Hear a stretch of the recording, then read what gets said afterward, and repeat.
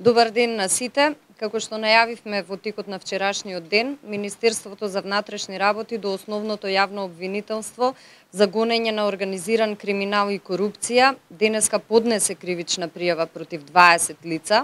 Се работи за сегашни и поранешни вработени во Министерството за внатрешни работи, Управа за безбедност и контраразузнавање и Бирото за јавна безбедност, Агенцијата за разузнавање, Министерството за одбрана, односно военото разузнавање, државни институции и вработени во приватни фирми и сопственици на медиуми. Сите тие, во зависност од умогата што ја имале во злосторничкото здружение, се пријавени поради постоење на основано сомневање за сторени кривични дела, злосторничко здружување, шпионажа, злоупотреба на службената поможба и овластување, уцена и измама. Имено, првоосомничениот, откако добил отказно решение од Агенцијата за разузнавање на Република Македонија во почетокот на 2009 година, заедно со второ и трето осомничените, што во тоа време работеле во Агенцијата за разузнавање на Република Македонија, и четврто осомничениот кој работи во Управата за безбедност и контраразузнавање, како и пето пријавениот што претходно работел во Службата за воена безбедност и разузнавање на Министерството за одбрана, создале злосторничко здружение што имало за цел да врши кривично дело шпионажа заради стекнување на имотна корист, профит и злосторничко здружение за здружението и лично за нив. Криминалната група действувала на тој начин што петмина за потребите на странски разузнавачки служби прибирале класифицирани тајни податоци и документи со кои понатаму се сретнувале во текот на своето работење. Документите се однесувале за организацијската поставеност и внатрешна структурираност на безбедносните и други институции,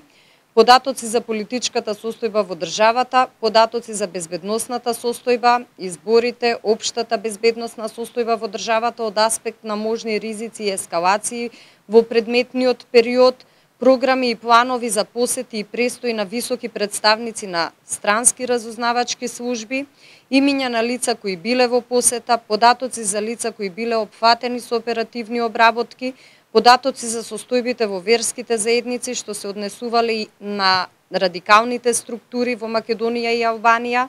за структурите кои ги финансираат и други информации од сличен тип. Вака обезбедените документи ги предавале на првоосомничениот, кој пак овие информации и податоци користејќи специјални сателитски оперативни системи и техники, како и лично при директни и непосредни средби ги доставувал до лица што работеле во странски разузнавачки служби со кои тој контактирал. Кон криминалната група во текот на 2010 година заради вршење на кривични дела шпионажа се приклучил и вработен во Службата за воена безбедност и разузнавање на Министерството за одбрана на Република Македонија, од каде се прибавувале информации од военото разузнавање и вработен во македонски мобилен оператор што обезбедувал податоци од телефонски броеви за лица кои биле од интерес на оваа група.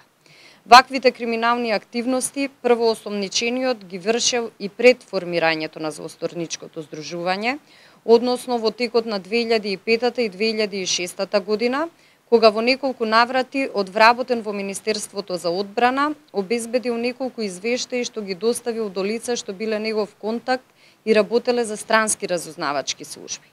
Во текот на 2010 година припадници на криминалната група станали и останатите осомничени. Покрај тоа што продолжиле со вршење на кривичното дело шпионажа, истите вршеле и други кривични дела, уцена и измама, така што на незаконит начин обезбедувале податоци за лица од јавниот живот или бизнис заедницата,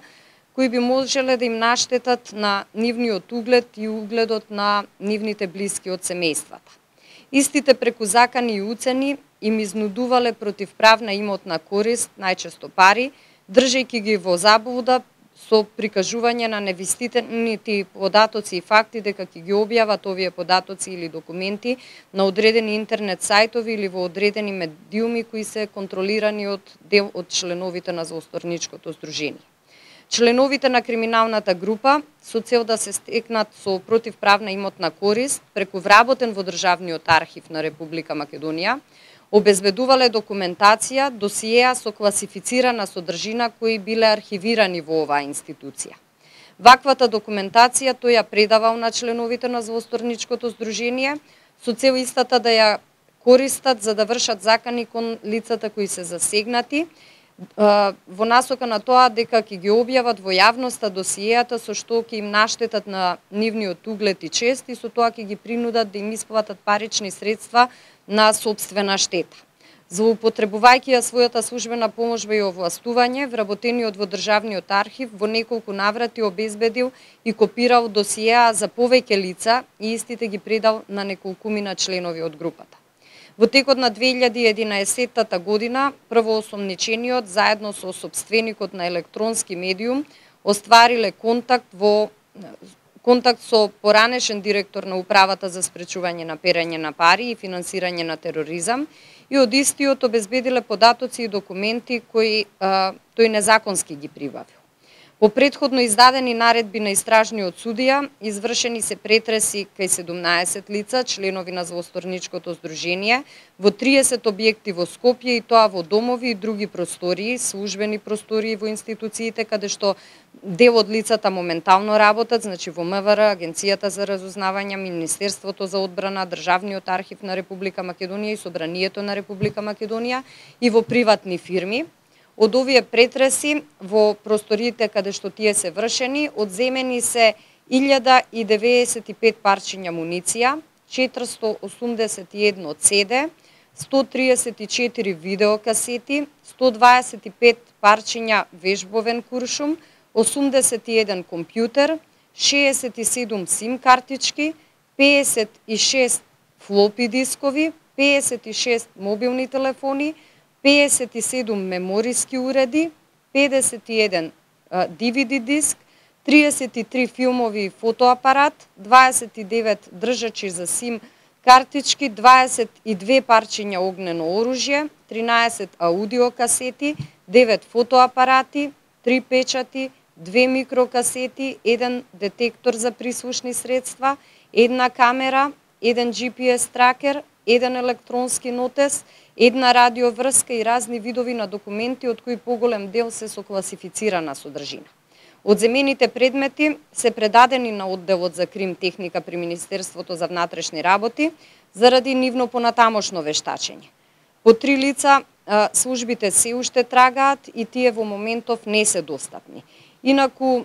по однос на овој конкретен случај, ќе продолжиме и со превземање на натамошни мерки заради негово целосно расчистување.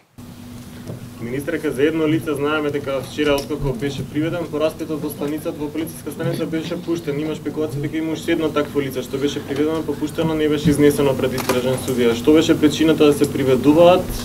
па после тоа да ги ослободува полицијата без да ги изнесе пред истражен судија? Па ние не коментираме шпекулации. Министерството за внатрешни работи согласно закон има право да го повика секое лице на разговор и врз основа на разговорот кој се води со конкретните лица се прави проценка дали треба или не треба одредено лице да биде изведено пред истражен суд заедно со кривична пријава или информациите кои ги дава при разговорот во полициска станица се доволни за да се одлучи како понатаму ќе се постапува. Впрочем и во многу други случаи ние кога се работи за исклучително сериозни кривични дела сме повикувале повеќе лица од бројката на лица кои се финално пријавени и предадени пред истражниот судија.